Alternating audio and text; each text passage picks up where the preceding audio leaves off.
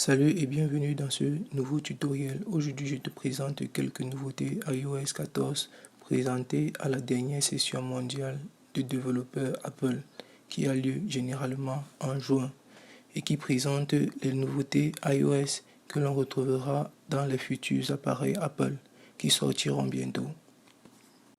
Eh bien, pour ne rater aucune nouveauté sur les produits Apple, je t'invite à t'abonner et activer la cloche de notification afin d'être alerté lorsqu'une nouvelle vidéo sera disponible.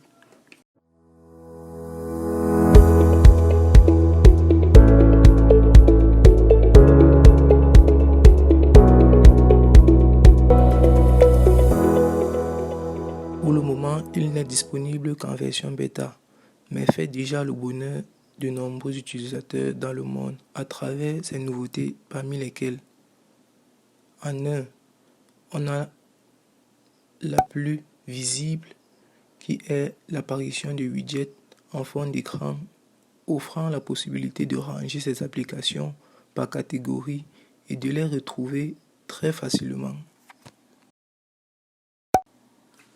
L'amélioration de Siri pour le bonheur de plusieurs utilisateurs. Désormais, Siri n'envahira plus votre écran. Tout comme Siri, les appels entrants n'envahiront plus votre écran.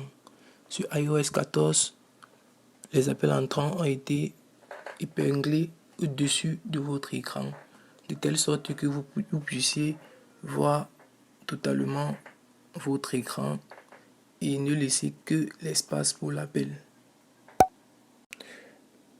Peut-être la fin de Google Translate sur iOS ou pas, mais la consommation de data pour les recherches de mots à traduire connaîtra un net abaissement grâce à l'application Translate de iOS 14 qui traduit instantanément les mots et ceci hors connexion en plus. N'est-ce pas génial?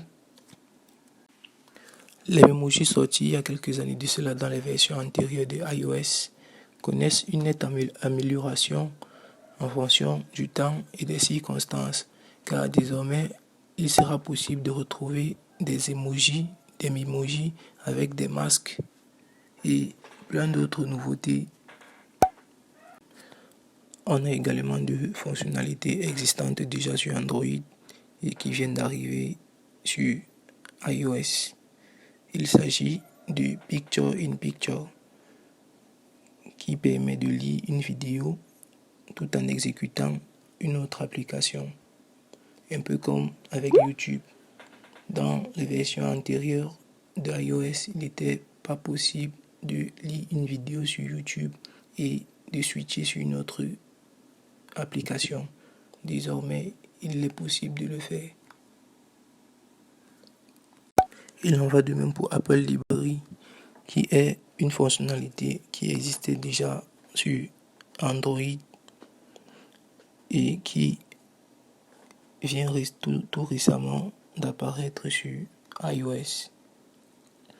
Il permet simplement de classer ces applications dans une fenêtre de telle sorte qu'on puisse les retrouver aisément. En ce qui concerne le navigateur Safari, il est désormais possible de traduire les pages web en 7 langues, ce qui rend les recherches plus aisées. Parlant de Safari, si tu aimerais savoir comment faire pour télécharger sur Safari, regarde la vidéo juste au-dessus. AppClick. AppClick, c'est cette application-là qui te permet, par le biais d'une simple photo ou d'un code QR, d'acheter un article sur une application sans avoir à télécharger cette application. Et je tiens à noter que c'est une option qui est nouvellement créée par Apple. Et enfin, le meilleur pour la fin, car qui est une option futuriste, car comme son nom l'indique, clé de voiture. Les millionnaires de 2021 pourront aisément ouvrir leur BMW qui est pour le moment le seul véhicule qui fonctionnera avec cette application. Merci de nous encourager en faisant un tip sur notre page Tipeee et remerciements à tous nos tipeurs. Et bien, si tu as aimé la vidéo, n'hésite pas de mettre un gros pouce bleu, de t'abonner et d'activer la cloche de notification afin de ne manquer aucune de nos vidéos.